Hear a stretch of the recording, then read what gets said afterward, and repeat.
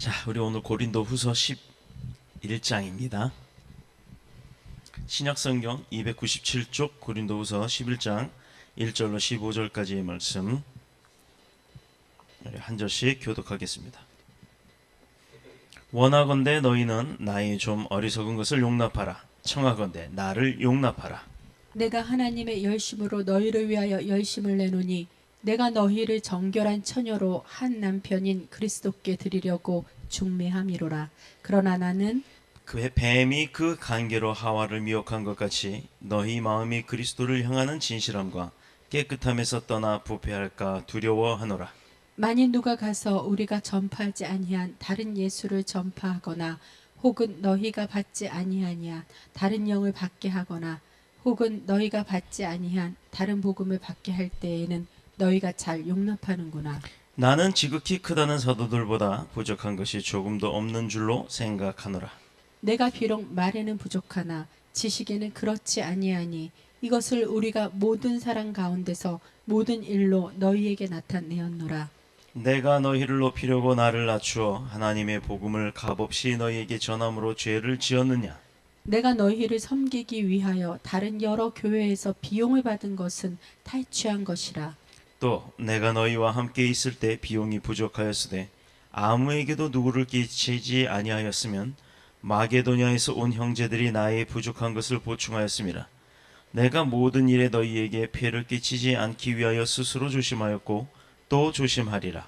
그리스도의 진리가 내 속에 있으니 아가야 이 지방에서 나의 이 자랑이 막히지 아니하리라. 어떠한 까닭이냐? 내가 너희를 사랑하지 아니함이냐? 하나님이 아시느니라. 나는 내가 해온 그대로 앞으로도 하리니 기회를 찾는 자들이 그 자랑하는 일로 우리와 같이 인정받으려는 그 기회를 끊으려 함이라. 그런 사람들은 거짓 사도요 속이는 일꾼이니 자기를 그리스도의 사도로 가장하는 자들이니라. 이것은 이상한 일이 아니니라. 사탄도 자기를 광명의 천사로 가장하나니. 함께 읽겠습니다. 그러므로 사탄의 일꾼들도 자기를 의의 일꾼으로 가장하는 것이 또한 대단한 일이 아니니라. 그들의 마지막은 그 행위대로 되리라. 아멘. 살아계신 하나님의 말씀입니다.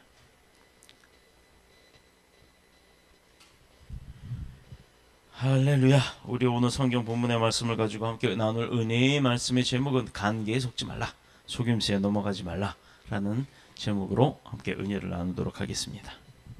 자, 오늘 고린도서 본문을 통하여 알 수 있는 사실 한 가지는 그 사도 바울이 지나치다 싶을 정도로 고린도 교회 혹은 또 그 고린도 교회에 속해 있던 교인들을 사랑한다는 사실이에요. 내용상으로 보면은 고린도 교회 교인들에게 사도 바울이 뭔가를 막 변명을 하고 뭔가를 나를 오해하지 마라, 그리고 내가 부족한 거를 좀 용납해라 라고 이렇게 무슨 부탁을 하고 사정을 하는 것 같지만 그 베이직은 뭐냐? 아까짓거 뭐 그 사람 싫으면 내가 떠나면 그만이죠. 사도 바울이 뭐가 아쉬워서 고린도 교회 사람들한테 그렇게 매달리겠어요.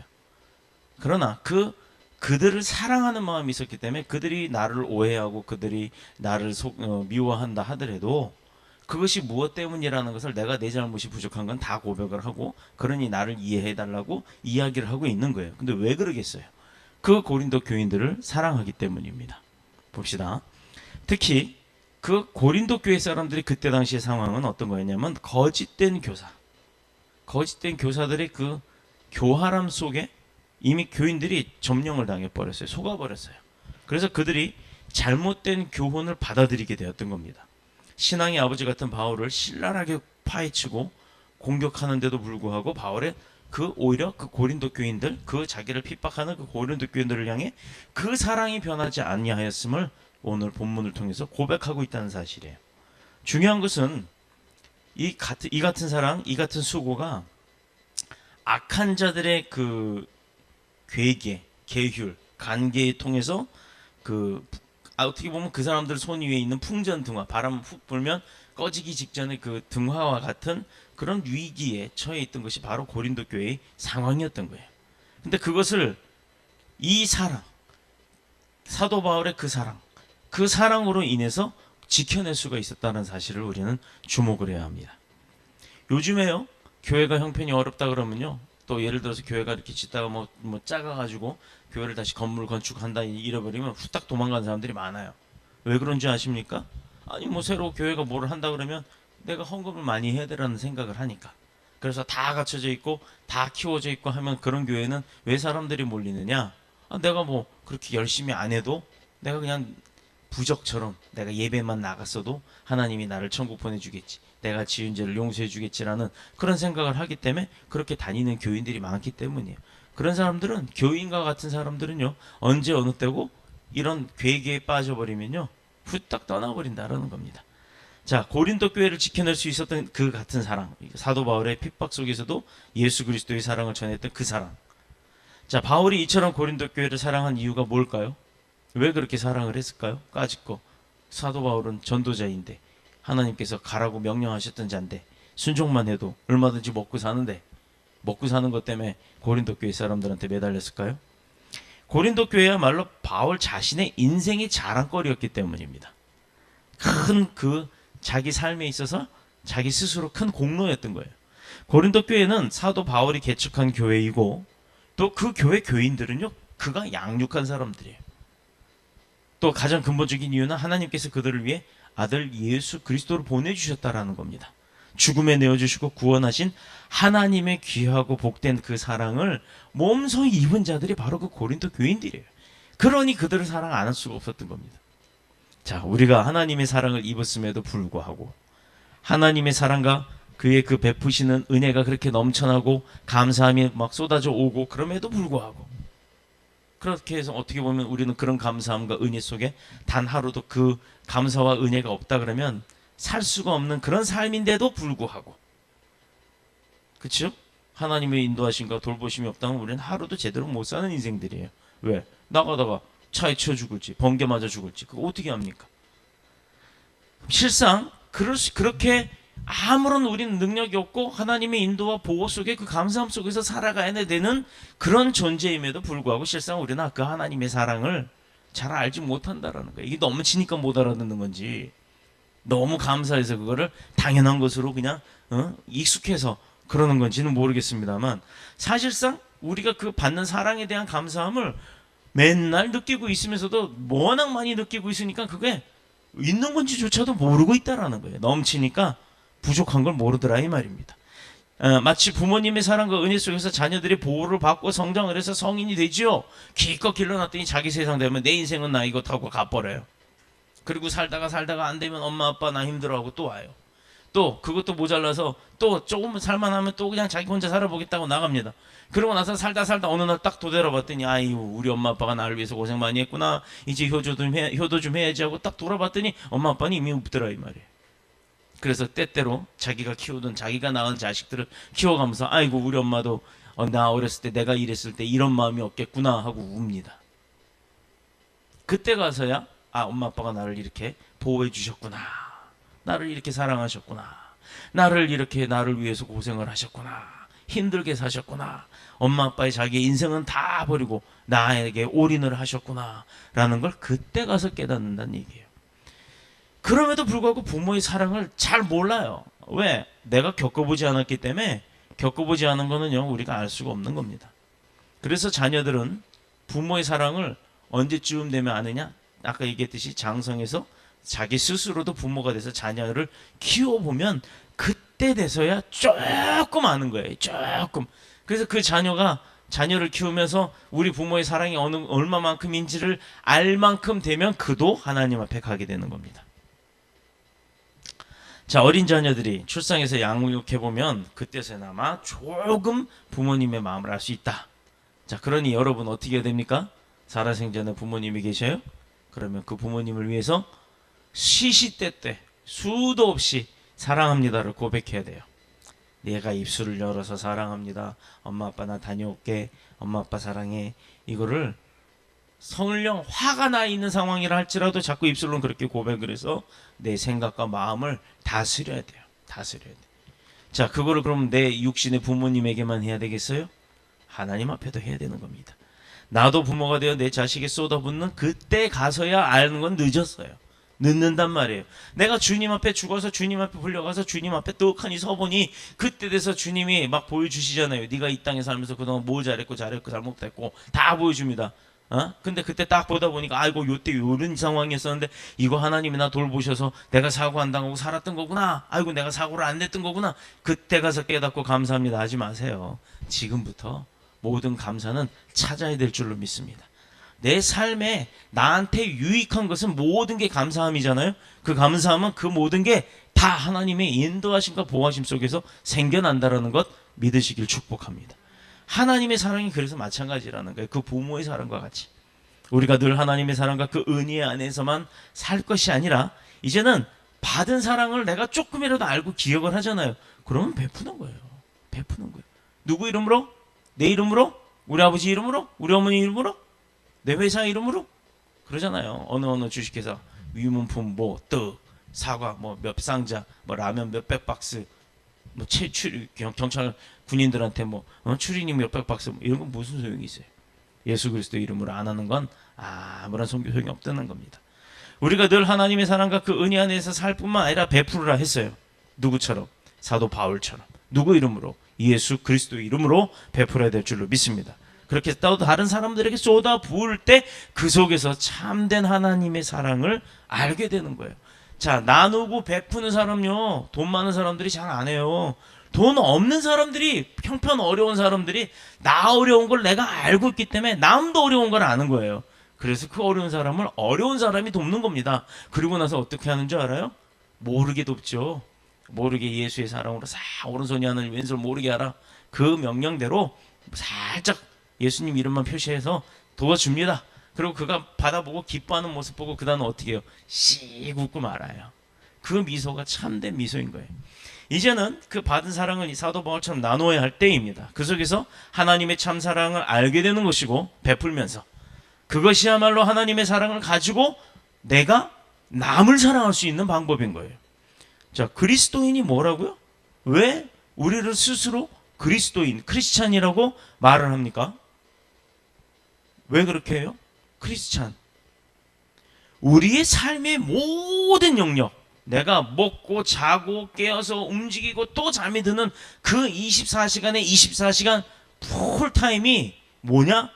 우리 모든 삶은 하나님으로부터 모든 부분들이 그리스도의 사랑에서 시작했고 내가 잠드는 그 순간까지 그 사랑으로 끝난다기 때문이에요. 그러니까 사랑과 사랑으로 끝나는 거예요. 그래서 우리가 때때로 피곤하고 몸과 마음이 지쳐 그랬을 때 그 마음이 뭐 무거운 짐으로 짓눌려 있을 때 바로 하나님 앞에 나와서 기도해 보세요. 시원해지잖아요. 때로는 눈물 콧물 막 흘릴 때도 있습니다. 내 마음 내 삶이 버거울 때가 있어요. 그러나 그때마다 기도하세요. 그러면 하나님께서 그 모든 문제점 들으시고 해결해 주세요. 내가 계획을 이렇게 해서 얘를 좀 이렇게 했대. 얘가 너무 힘들어하네. 바꾸시는 거예요. 수정하시는 거예요. 나한테 더 편하게 도와주시려고 그렇게 해주시는 줄로 믿습니다.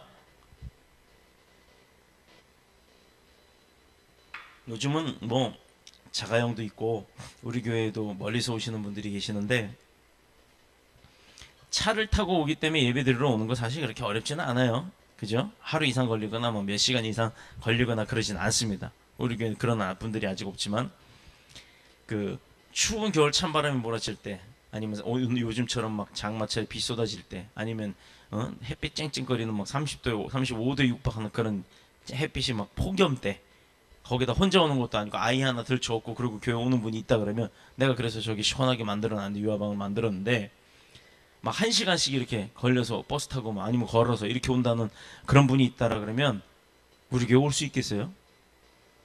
오다가 포기해버리지? 요즘 다 그런 믿음이란 얘기예요. 조금 더 편한 교회, 가까운 교회가 큰 교회에서 버스 대절해주고 막 앉아서 기다리면 시간만 딱 되면 버스 와서 타고 가면 또 버스 데려다주고 하는 그런 교회로 가는 이유가 뭐겠어요? 자, 그러나 여기에 모인 우리들 이 모임 속에도 그리스도의 사랑이 임하고 있다는 것을 안다면 눈보라 속 삼복더위 아무 문제 안 된다는 거예요. 아무 문제 안 된다는 겁니다. 내가 그 교회 갔더니 문제가 해결돼. 역사함이 있어. 능력이 있어. 또 그 교회 갔더니 내 마음이 편안해져. 하나님의 은혜가 있어, 하나님의 사랑이 있어, 이거 안다 그러면요 2시간이 뭐예요? 3시간이 걸려도 올 겁니다. 아니 전날 비행기 타고 와서 숙박하고서라도 예배 드릴 거다 이 말입니다. 자, 우리가 누구예요? 여기에 모인 저와 여러분은 뭐 하는 사람들입니까? 학생이에요? 선생이에요? 뭐예요? 직업이 뭐예요? 이거 묻는 게 아니죠. 바울은 그 대답을 오늘 본문 2절에서 대답하고 있습니다. 내가 하나님의 열심히 너희를 위하여 열심 내노니 내가 너희를 정결한 처녀로 한 남편의 그리스도께 드리려고 중매함이라. 누구를요? 우리를 누구한테? 하나님한테. 뭐 어떻게 한다고요? 중매한대요. 결혼시키려고. 신부가 되게 하려고. 다시 말해서 우리를 신부로 단장하여 예수님께 드리려고. 그걸 누가 하고 있다? 사도 바울이 하고 있다.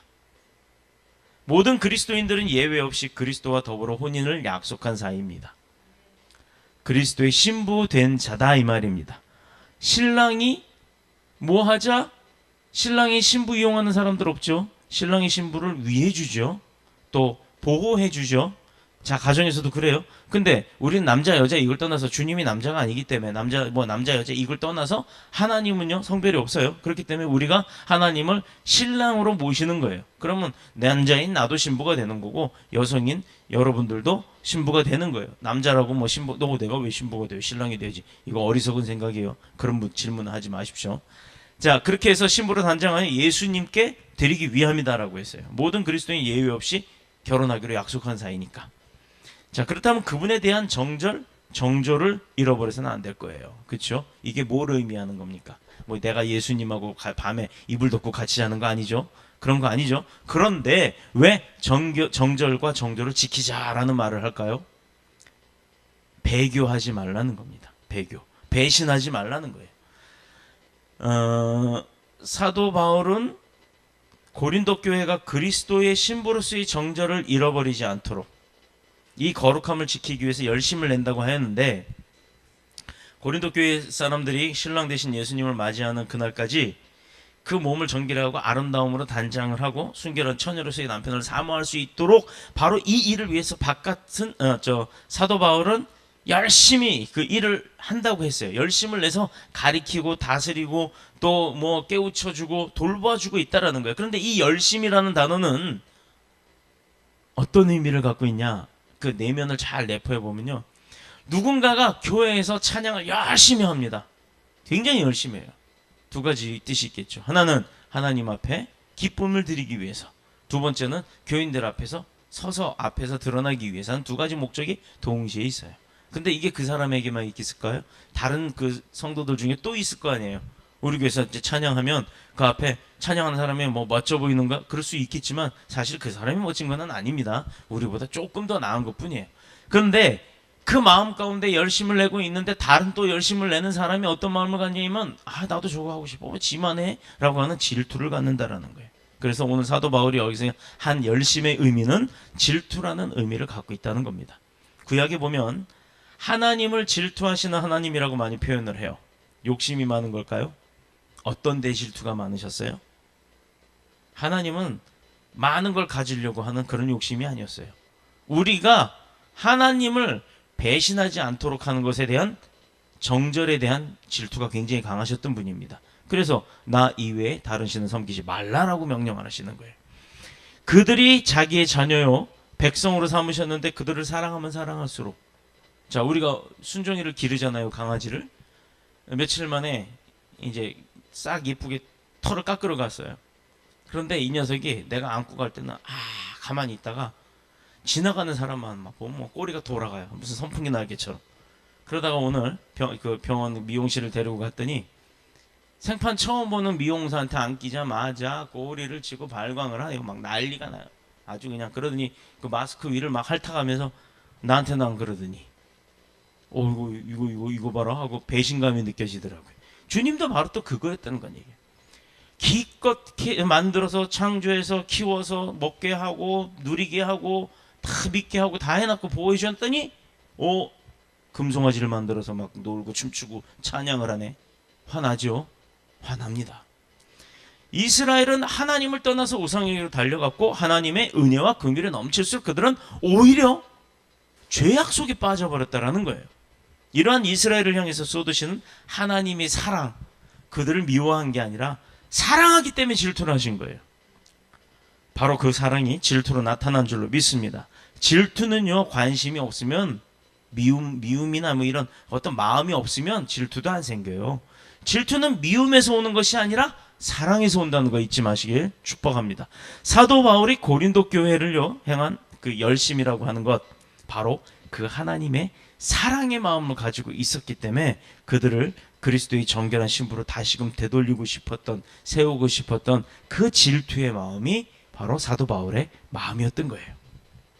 그렇다 그러면 우리는 문제는 우리가 그리스도의 신부라고 하는 그 우리들의 그 정체성을 잃어버리고 흔들리기 시작하면 우리 주변에 뭐가 나타나요? 패션 오브 크라이스트에 보면 예수님이 왜 갑자기 생각이 안 나지? 아니요, 기도할 때 무슨 언덕? 골고다 언덕이 아니죠. 예수님이 주님 이 잔을 내게서 옮겨주시옵소서. 무슨 언덕? 겟세마네. 겟세마네 언덕. 왜 그게 말이 안 나와? 나 목사 맞아? 겟세마네 언덕에서 무릎 꿇고 막 기도할 때요, 주님의 혼란이 왔어요. 나 이거 피하고 싶다고. 그래서 인간적인 욕심이 생겼을 때잖아요. 그때 뭐가 나타납니까? 발밑으로 샥 하고 뱀이 나타나요. 바로 이거예요. 우리가 예수 그리스도의 자녀, 신부로서의 그 정체성을 잃어버리는 순간 우리에게도 그 뱀이 나타나는 겁니다. 뱀은 뭐예요? 사탄이고 유혹입니다. 계계고 간계입니다. 간계. 우리를 끌어내리려고 하는. 고린도 교회가 바울의 가르침에 충실하지 못하고 다른 곳에 마음이 뺏겨 정신팔려 있을 때 바로 하와가 뱀에게 유혹당했던 것처럼, 그래서 배반한 것처럼 고린도 교회는 사도 바울을 배반하고 마른 거예요. 돌아서 버렸어요. 14절을 봅니다. 이것은 이상한 일이 아니라 사탄도 자기를 광명의 천사로 가장하나니. 뭘로 가장한다고요? 사단이 자기가 광명의 천사, 하나님의 종처럼, 하나님의 그 병사처럼, 군사처럼 가장을 한다는 거예요. 이유가 뭐냐? 그래야 그리스도 신부된 성도들을 유혹할 수가 있잖아요. 그러뇨, 다 목사가 아니에요.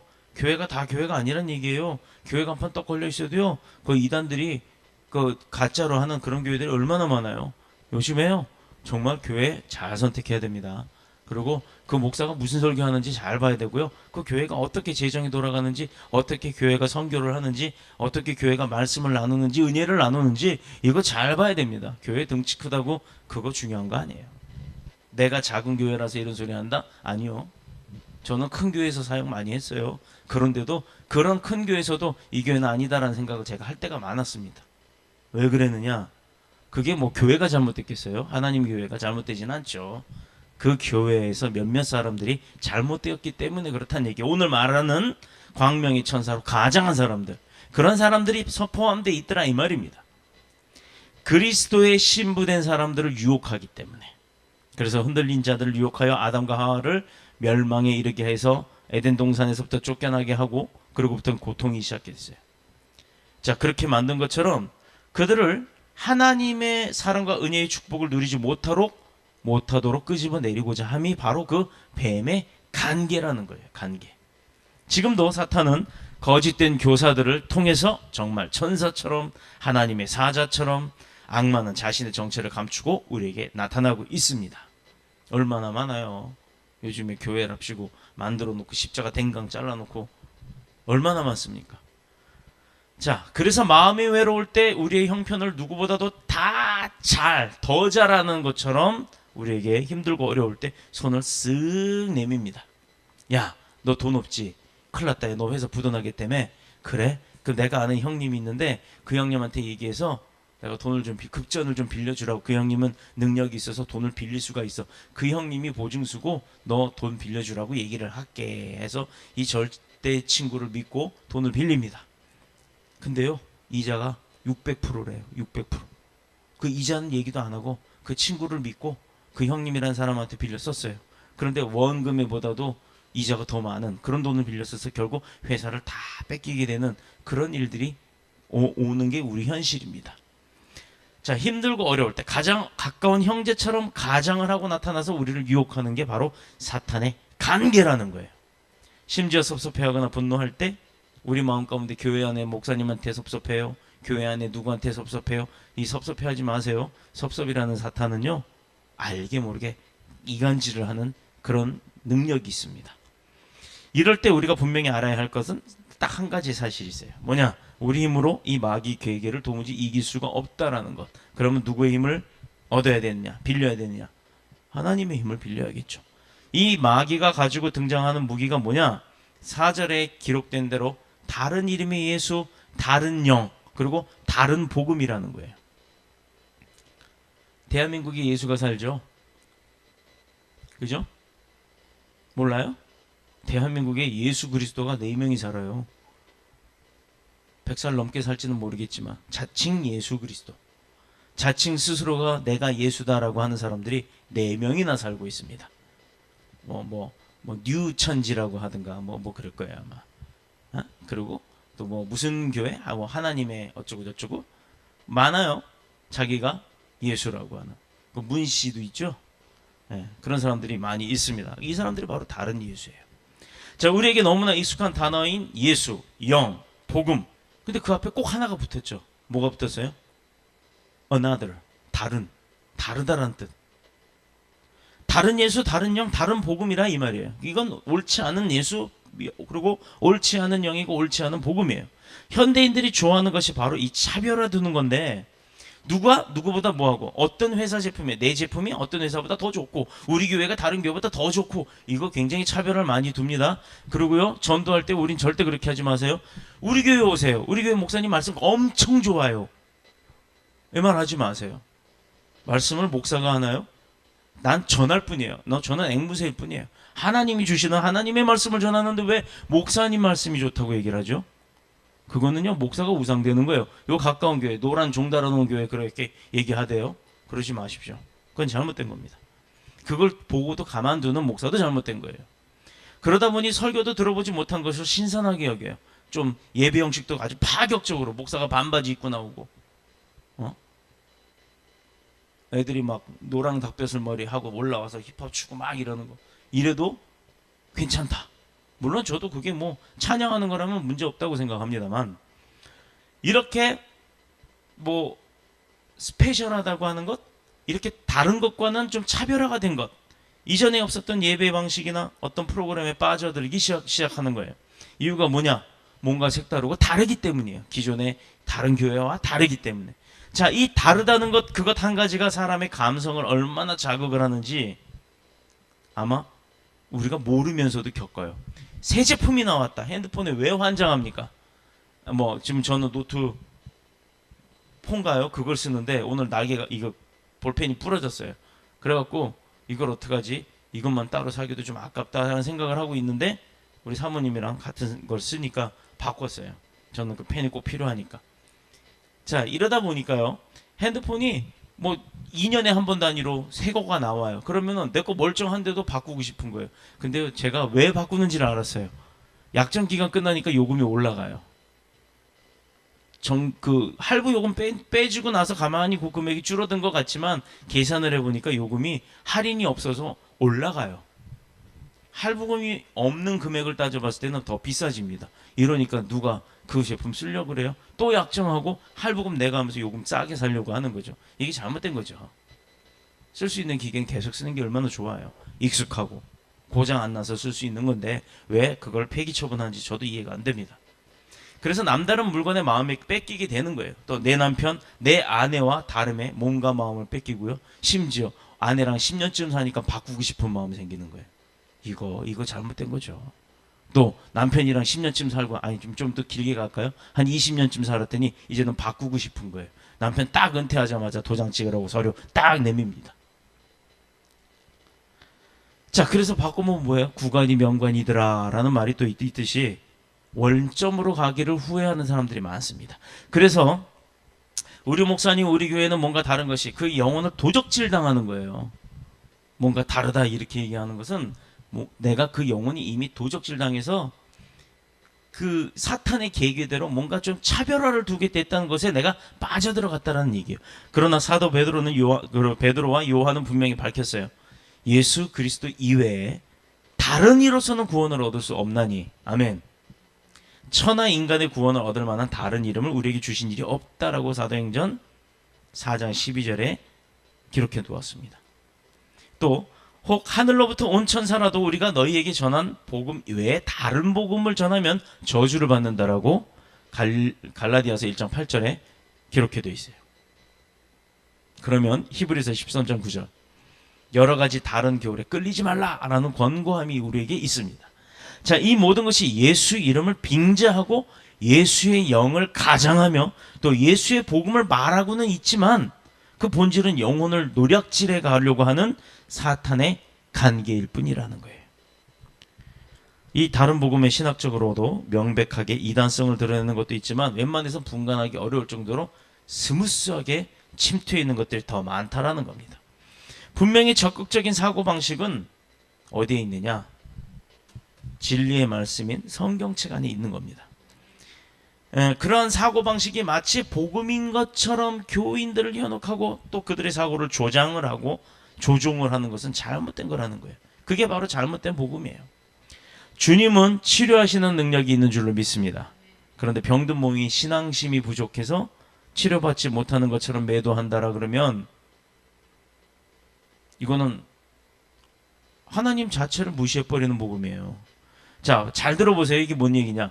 주님이 치료의 능력이 있죠? 아멘. 예수님은 치료의 능력이 있는 줄로 믿습니다. 그런데 우리가 병든 것은 우리의 믿음이 약해서 병들어서 그 치료함을 받지 못하는 거예요. 암 걸려 죽는 사람들 회개하세요. 이런 사람들 있죠? 이거 잘못된 거예요. 왜 잘못됐느냐? 내가 주님의 백성인데 병이 걸렸어요. 근데 그게 내가 저주의 병이냐 이 말이에요. 질병이. 그게 아니라 그랬잖아요. 일전에 우리가 마태복음서 강론하면서 병에 걸리는 건 두 가지가 있다고 얘기를 했어요. 하나는 사탄의 계략에 의해서 끌려나간 제 병이 있고 하나는 내 육신의 그 질병이 있다라는 거예요. 그게 하나님으로부터 마치 저주받아서 고침을 받지 못하는 것처럼 이렇게 이야기하고 그것 때문에 회개해라, 헌금 내라. 이게 이단이란 얘기예요. 이게 이단이란 얘기예요. 왜 이단들이 부자인 줄 아세요? 다 그렇게 뽑아내기 때문이에요. 뽑아내기 때문에. 진짜 교회는 가난합니다. 교회에 돈이 쌓여 있을 이유가 있나요? 필요 없어요. 교회는요, 어차피 들어오는 만큼 나가게 돼 있어요. 왜? 사역을 하니까. 사역이 대가성 사역인가요? 대가 없는 사랑의 사역입니다. 복음 전달에 쓰는 거기 때문에 교회가 재정이 남아나면 이상한 거예요. 우리 교회는 마이너스이긴 한데 문제는요, 재정이 풍족하고 배불러져 있다면 이거 한번 깊게 생각해 봐야 될 줄로 믿습니다. 주님은 치료하시는 능력이 있습니다. 병든 몸이 신앙심이 부족해서 치료받지 못하는 것처럼 매도한다는 것, 이것은 하나님의 뜻 자체를 무시하는 잘못된 복음인 줄로 믿습니다. 세상의 그 모든 것이 하나님이 계획하신 가운데 있고 또 인생이 죽고 사는 것 문제 시작해서 성공과 실패, 병든 것, 치료받는 것조차도 모든 것은 다 하나님의 손에 달려있는 줄로 믿습니다. 그래서 바른 신앙이라고 하는 것은 로마서 8장 28절에 하나님을 사랑하는 자, 곧 그 뜻대로 부르심을 입은 자에게는 모든 것이 합력하여 선을 이루느니라 라고 되어 있는 거예요. 모든 것이. 그러므로 내 지식, 내 경험, 내 삶, 내 능력, 내 소유, 내 감정까지 하나님의 말씀으로 다 구원을 받아야 될 줄로 믿습니다. 그러므로 성도는 참과 거짓을 구별해야 되는 거예요. 이제 구별할 줄 아는 걸 가르쳐 드릴게요. 외부로부터 내게 오는 모든 그 수많은 영향력들과 가르침, 이것들이 하나님의 말씀에 비춰 바른 것이 아닌지 분별하는 방법이에요. 이걸 알아내야 됩니다.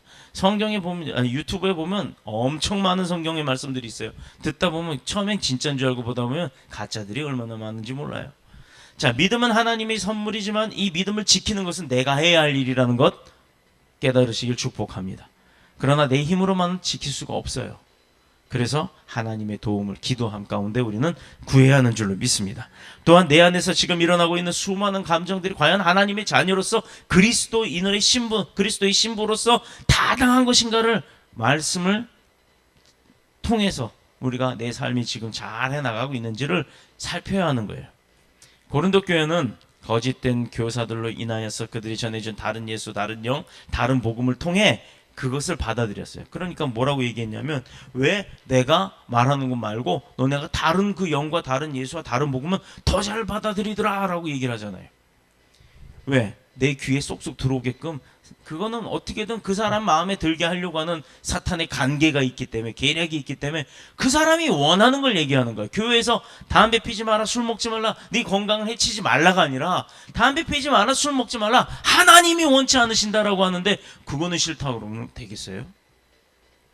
어디 성경에 술 먹고 담배 피지 말라고 그래? 이제 목사가 왜 저래? 이거 말도 안 되는 소리죠. 분명히 얘기합니다. 하나님이 원치 않는 거 하지 말라는 거예요. 네 몸에 해로운 것 하지 말라. 왜? 내 몸은 거룩한 성전이요, 내 안에 내가 하나님을 내 구주로 모시기 때문에 내가 교회가 된다고 했잖아요. 그런데 그 안에다 술 갖다 퍼먹고 담배 갖다 퍼붓고 주님이 그 안에 있겠어요? 나 같으면 더러워서 나갈 거야 아마. 더러워서. 자, 그들의 생각에, 그들의 의지와 결단과 행동에 바로 뱀이 들어와 버린 겁니다. 그래서 바울은 격분했어요. 분노가 아니라 격분을 했어요. 어째서 아비가 준 것을 버리고 강도나 도적놈, 사기꾼 같은 그들이 전하는 거에 니들이 현혹되고 거기에만 갖다 매달리느냐? 라고 따지는 거예요. 분노가 아니라 이건 격노예요. 아주 격하게 노예는 거예요. 당시에는 사람들의 귀를 즐겁게 하는 웅변가라고 하죠. 그리고 마치 영적 존재인 사도들처럼 말하면서 겁을 주는 이들이 있었대요. 근데 요거를 이단들이 지금도 이용합니다. 이거 안 하면 죽어. 너 이거 당장 하면 집안이 멸망해. 요즘 개척교회에서도 가끔 보면 그런 목사들이 있어요. 그런 교회는 다닐 필요 없어요. 하나님은 사랑의 하나님이라 고침을 받게끔 해주시는 분이지 협박하시는 하나님이 아니에요. 마치 헌금 안에서 병들게 하고 헌금 안에 갖고 집안에 저주가 쏟아지게, 아니요, 천만에 그러지 않습니다. 그런 말 하는 교회 잘못된 교회 확실해요. 그들은 작은 지식과 편협한 생각들을 가지고 사람을 울리고 웃기고 하면서 어리석은 청중들을 그 마음을 사로잡는 겁니다. 바로 이런 사기꾼 같은 교사들, 그런 사람들이 고린도 교회에 들어와서 복음의 사도로 가장하여 그들의 환심을 사면서 바울을 오히려 공격하게 만든 거예요. 심지어 자급자족하면서 전도하는 것을 목표로 한 그 사울의 행동, 바울의 행동, 이런 행위조차도 사도 바울로서는 바른 모습이, 사도로서는, 전달자로서는, 주님의 제자로서는 바른 모습이 아니다라고 공격을 해요. 왜? 근데 분명히 주님이 전대도 차지 말고 두 벌 옷도 갖지 말고 두 벌의 신발도 갖지 말고 넌 맨몸으로 가라고 얘기했어요. 대신에 둘씩 가라. 당연히 사도라면 사도의 권한이 있으며 당연히 받아야 할 보수가 있는데 본인이 이것을 거부하는 것은 스스로 사도가 아님을 증거하는 거라고 이렇게 거짓으로 가르쳐줬어요. 자, 목사가 교회에서 월급 받아요? 대형교회 목사님들 월급 받아요? 그럼 그분들은 뭐 먹고 살아요? 자, 더 구약으로 갑시다. 성경에 레위 지파들이 있어요. 레위 지파는 예배를 주관하는 사람들이었습니다. 예배를 돕는 사람들. 그들은 뭐 먹고 살았습니까? 그들이 땅 파서 농사 짓고 사냥 나가서 짐승 잡아서 먹고 살았나요? 성도들이 들고 왔던 재물, 그 희생이 제물로 드렸던 그 제물을 먹고 살았죠. 그렇다면 이제 다시 현 시대로 옵니다. 그럼 이 시대에 레위 지파라고 하는 교회 반주자, 찬양대, 성가대, 지휘자, 악기팀, 그리고 목회자, 교역자, 이 사람들 뭐 먹고 살아야 돼요? 여러분들 예배 드릴 때 갖고 나오는 제물 먹고 사는 거 맞죠? 틀려요? 맞죠? 그 제물 양 갖고 왔어요? 비둘기 갖고 왔어요? 숫송아지 가져왔어요? 그것도 흠 하나도 없는. 그럼 저는 어디서 그 송아지 목 따야 되고 양 배 따야 되고 이렇습니까? 시대가 바뀌었죠. 그래서 요즘은 헌금을 하는 겁니다. 헌금은 누구한테 드리는 거예요? 하나님 앞에 내 제물로 드리는 거예요. 근데 그 헌금으로 목사, 전도사, 강도사, 그리고 지휘자, 반주자, 찬양팀 이런 사람들 월급 줘갖고 먹고 사나요? 아니잖아요. 그래서 분명한 것은 교회에서는 월급이란 말을 쓰지 않고 사렙이라고 합니다. 그가 한 일에 대한 교인들이 사례를 하는 거예요. 세상은 그걸 갖다 잘못 알고 있어요.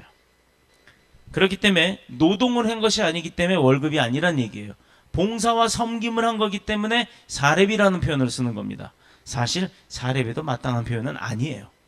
근데 적절하게 표현할 방법이 없어서 사렙이라고 합니다. 자, 그렇다 그러면 대한민국 모든 목회자 32만이라고 하는 목회자들이 다 사렙이 받나요? 사례비 받는 사람들이 과연 몇 명이나 있을까요? 5%도 안 된다는 겁니다. 그런데 왜 개척을 하고 예배처를 만들고 성도들한테 전도하고 목회를 하는지, 그것도 자비량으로. 왜 그럴까요? 잘 키워서 부자 교회 만들어서 배 떵떵거리고 외제차 타고 살려고? 그게 목적일까요? 하나님이 그거 알고 있으면 그 교회 부흥시킬까요? 바로 그게 차이점이라는 겁니다. 하나님을 아는 자들은 왜 개척교회 목사들이 그렇게 열심을 하는지, 그렇다고 대형교회 목사님들이 안 한다는 얘기는 아니에요. 개 중에 몇몇들이 문제가 있다는 얘기죠. 그 수많은 목회자들이 왜 그렇게 사는지 바로 이 사도 바울 때문이에요. 사도 바울의 모습을 닮아가는 겁니다. 그 전에 또 우리를 그렇게 만들고 또 사도 바울을 그렇게 쓰셨던 예수 그리스도를 닮아가기 때문이에요. 결국은 하나님을 사랑하기 때문입니다. 스스로 사도가 아님을 증거하는 것이라 이렇게 월급 받는 것을 거부하는 것을 사도가 아니라고 공격을 했어요. 자, 바울은 교회를 핍박하던 자신이 예수 그리스도의 은혜로 말미암아 구원 얻은 것이 너무너무 감사했기 때문에, 그는 예수쟁이 이 나쁜 놈들하고 죽였던 사람이에요.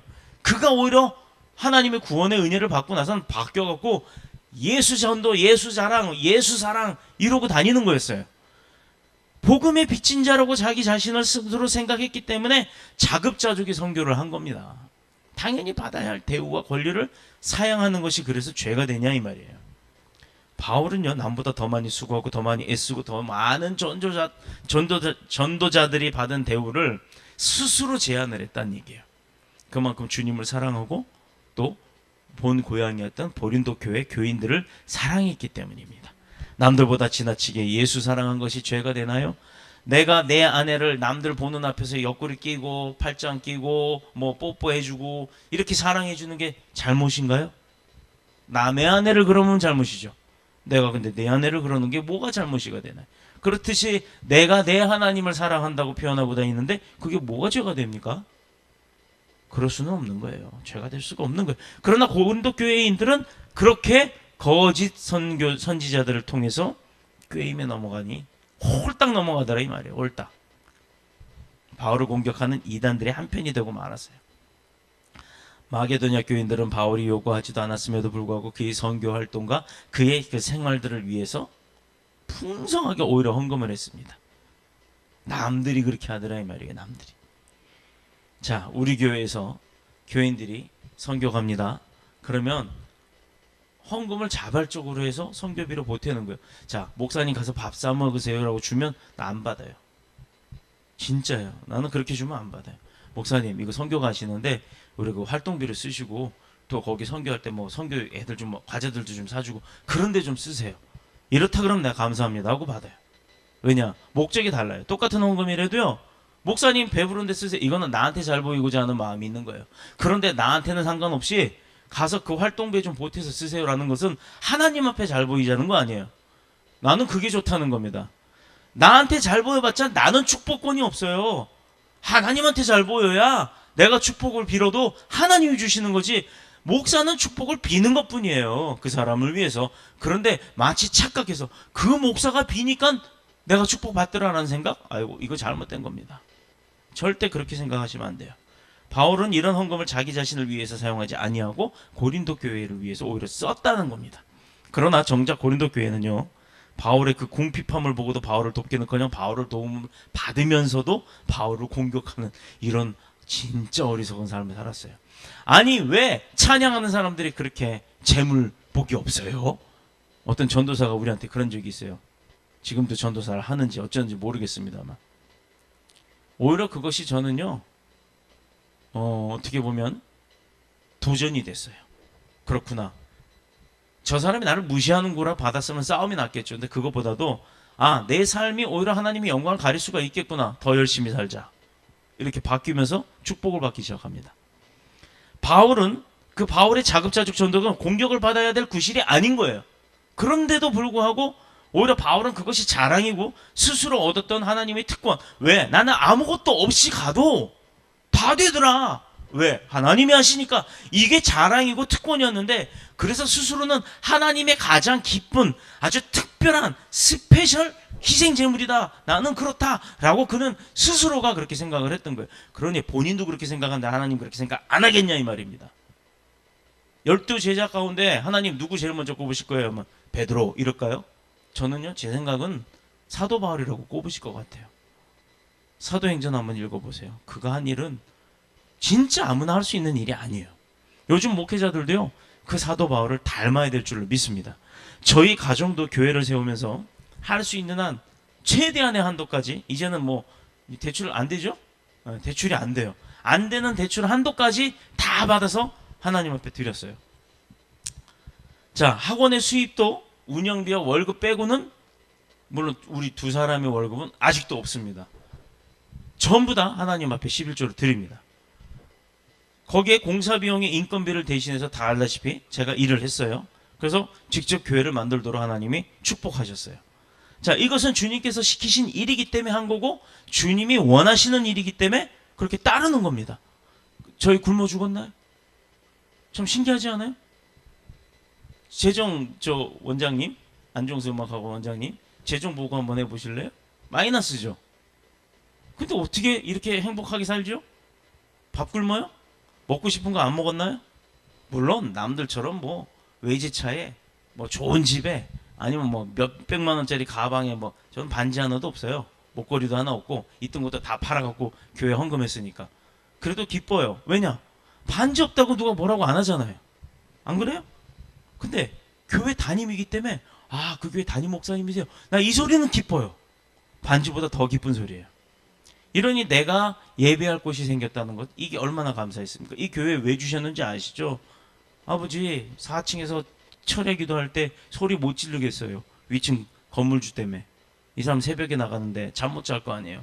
우리 처소 주세요라고 해서 들어주신 줄로 믿습니다. 그러니 기도 열심히 해야죠.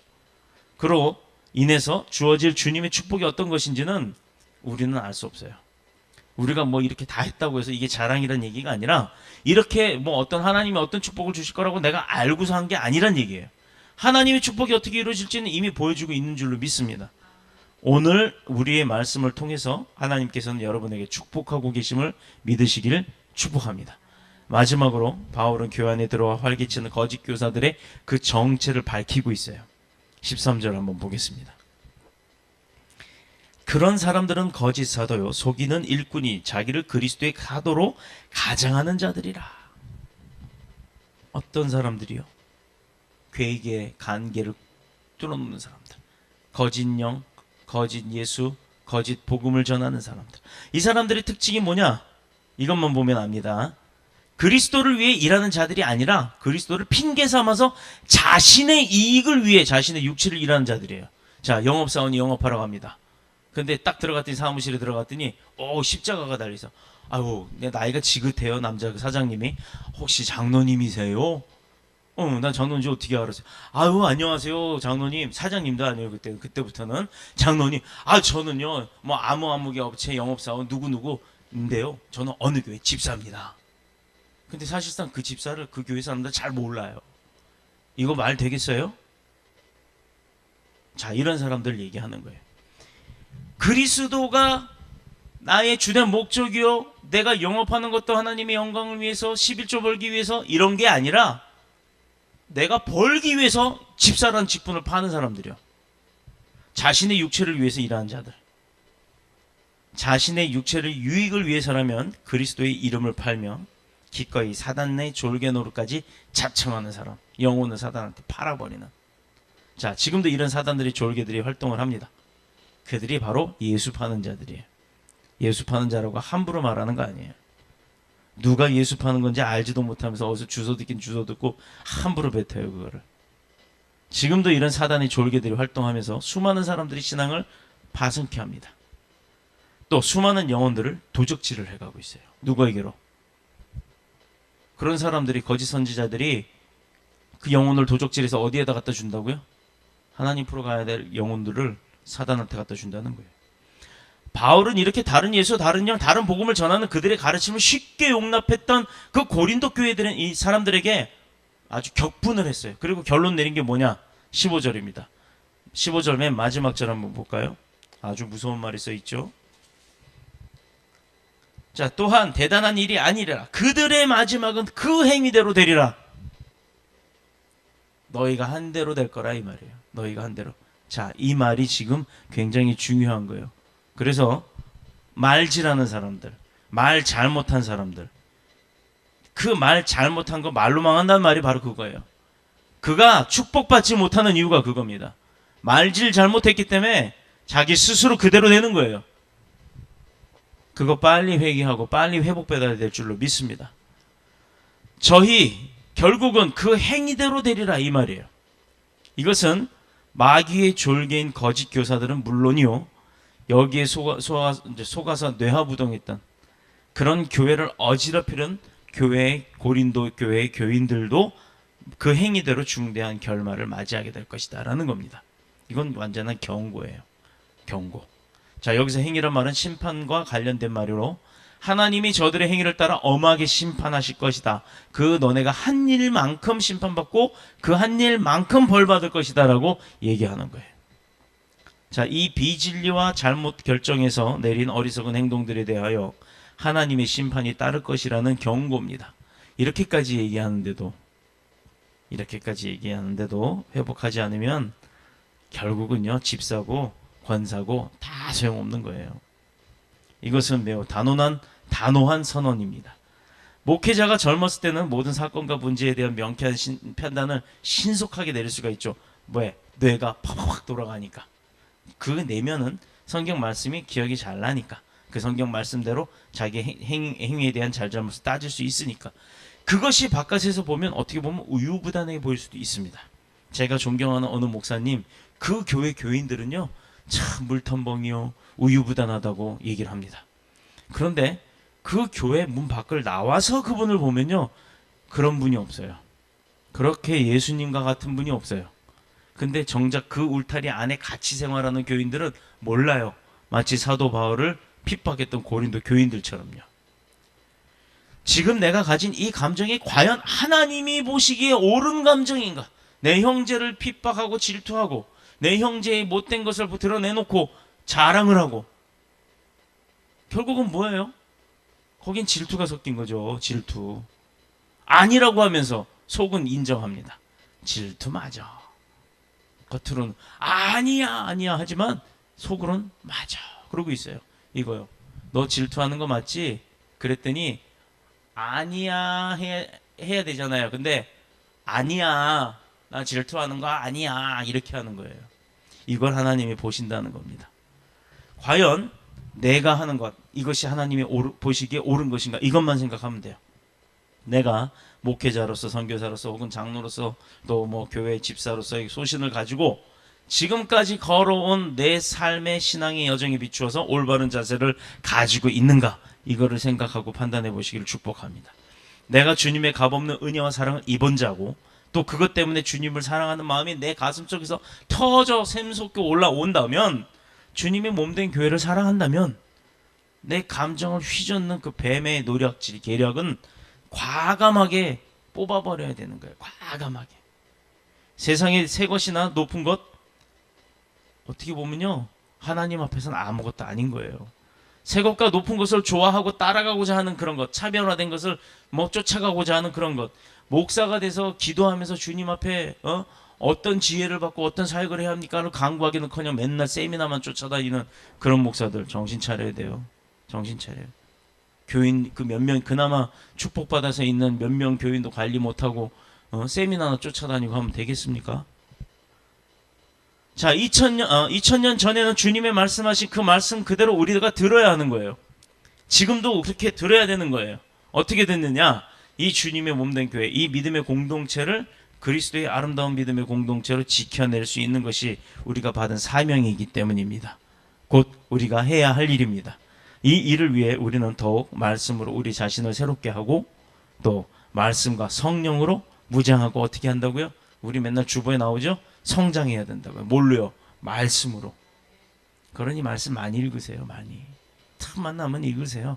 뭐 몇 장씩 읽는 거 안 해도 괜찮아요. 틈틈이 몇 구절씩이라도, 한 구절씩이라도 보면 그게 무슨 뜻일까를 한번 묵상을 해보세요. 그게 참 좋습니다. 말씀과 성령으로 무장해서 마귀의 계계, 간계를 물리치는 지혜로운 성도가 되시기를 축복합니다. 밝은 눈으로 열린 눈으로 하나님의 나라와 그의 의를 위해서 살아가는 귀하게 쓰임받는 저와 여러분이 되시기를 예수님의 이름으로 축복합니다. 축원합니다. 기도하겠습니다. 주의 집에 영광이 가